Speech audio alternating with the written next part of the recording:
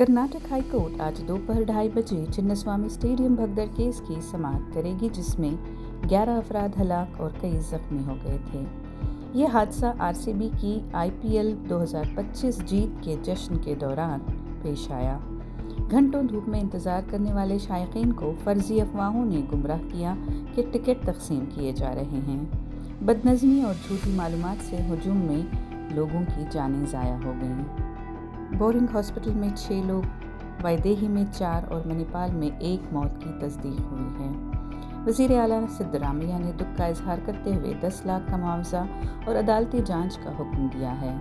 कहा कि अगर कोई कसूरवार पाया गया तो कार्रवाई ज़रूर की जाएगी। 47 जख्मियों का मुफ्त इलाज किया गया। वज़ीर आज़म नरेंद्र मोदी ने भी अफसोस का इजहार किया और इसे इंतहाई दिल दहला देने वाला हादसा करार दिया है।